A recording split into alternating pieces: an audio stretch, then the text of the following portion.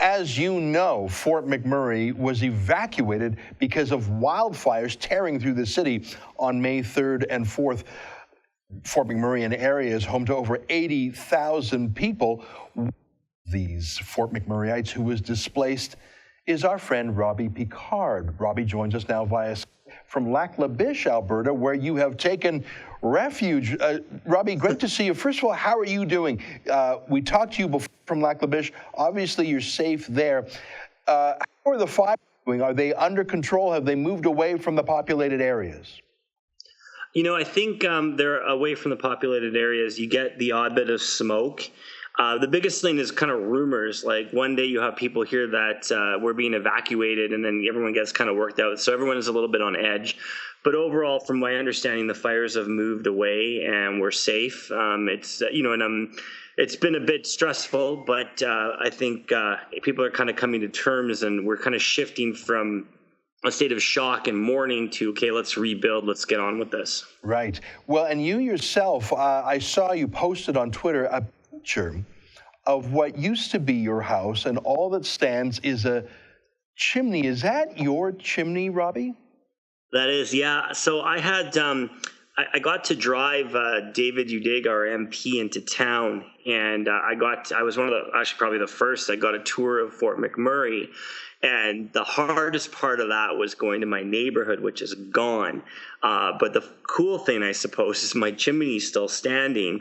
And it's kind of funny because when I rebuild, I think I'm going to try to incorporate that in the new house. But when I owned my house, and it was like I hated that chimney and I hated that fireplace, and now it's sort of like become a symbol of it. It was just surreal looking at it, like, wow, my chimney is still standing. So it's that actually a lot of the media picked up on that, and it went all over the internet. So I posted a picture of it. Yeah, and wow. It's now, we can see in the background there to the left of the chimney that some houses are fine. In fact, in the end, what was the number of houses that were burnt? And I'm very sorry that yours was one of them. Was it 1,600 or 2,400? Do we know the count of houses that were burned? I think it's it's above 2,000. My neighborhood in Beacon Hill, it was like something like 75, 80% destroyed. Now, as upset I am about the fire in Beacon Hill, I will say that the majority of Fort McMurray is still standing, and the firefighters did a very good job of saving key infrastructure. Right. And that after like being sad about seeing the house, but when I drove around the entire city, the majority of it is pretty much intact, which is a good sign that we have the key infrastructure that to rebuild the community. Mm-hmm. Now, you say you were let in because, of course, there was an evacuation, or you were let in because you were taking the MP in. What is the access to Fort McMurray now?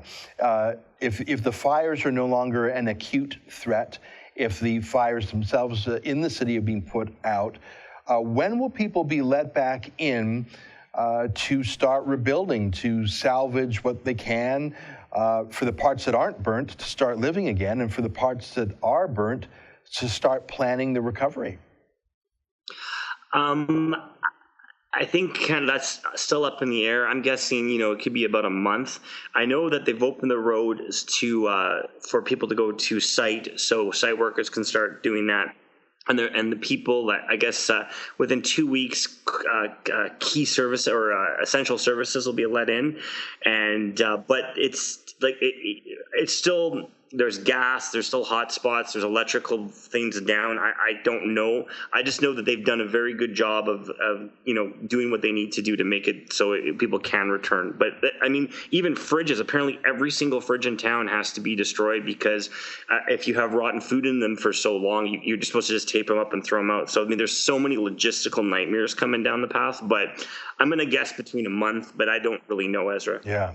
Well, I want to talk about the resourcefulness of Fort McMurray, because there are some parts of the world when a natural disaster strikes, and that's sort of it for the city or the town. I mean, some places are destroyed by earthquake. I take the hurricane that hit New Orleans. That city has never fully recovered, but I can't think of a more resourceful, action-oriented, get-her-done city full of very smart people, a lot of engineers, a lot of people who deal with physical problems.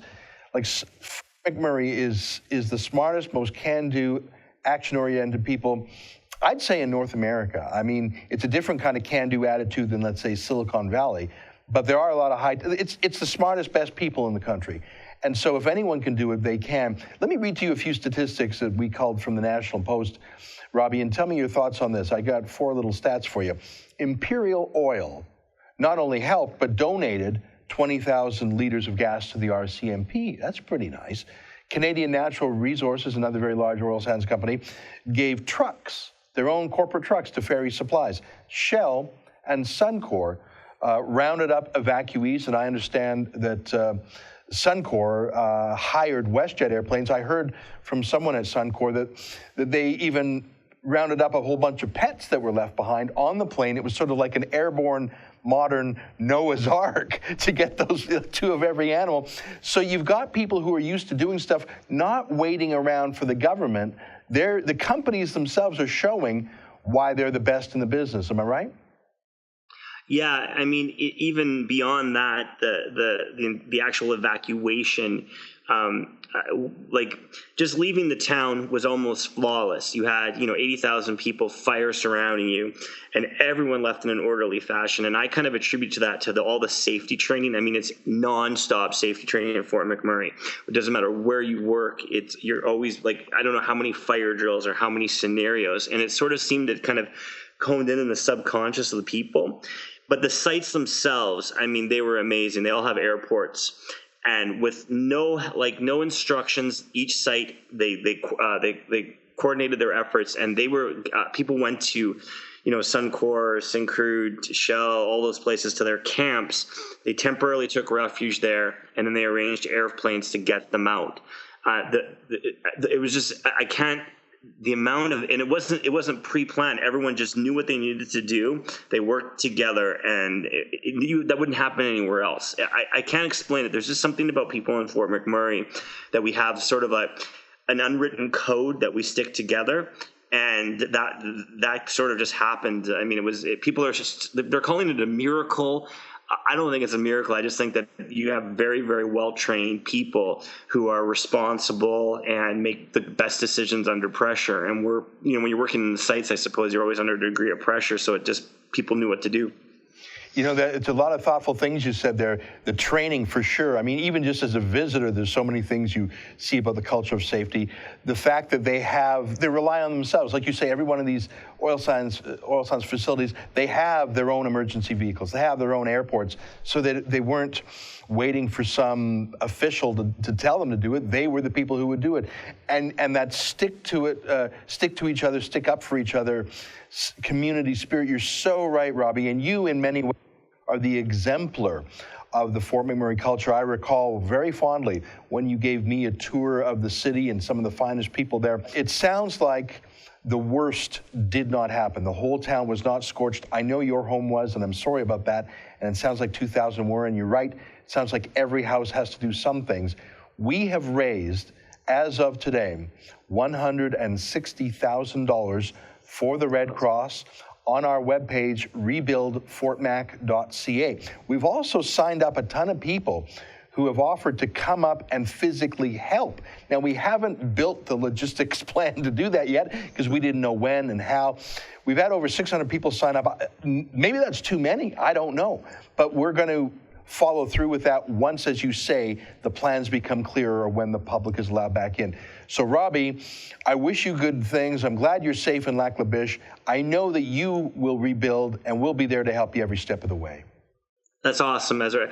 Thank you very much. And I wanted to say one thing, too. I wanted to compliment you because, you were defending the oil sands before it was cool to do so. I was doing a little homework trying to I was going to make a speech, and I needed to get some facts, right? So I was researching what you were doing, and way before anything anyone else did, you were defending the oil sands. So I want to thank you for that. I mean, I know that sometimes people, when you're in media, you go right or left, but when it comes to just defending the oil sands, you were one of the first to do it, and I wanted to thank you for that because that was important. That's inspired all of us too. Thank you. That means a lot coming from you because you are literally Fort McMurray's most active ambassador. So I guess I know it feels like a mutual admiration society, but I wanted to say I saw what you have done, and you have gone places. I mean, you said it right. I'm a right-wing guy, so I always shoot at Rachel Notley, et cetera. But you are a true ambassador. I've seen you with Rachel Notley, and you mentioned you were there with the Conservative MP.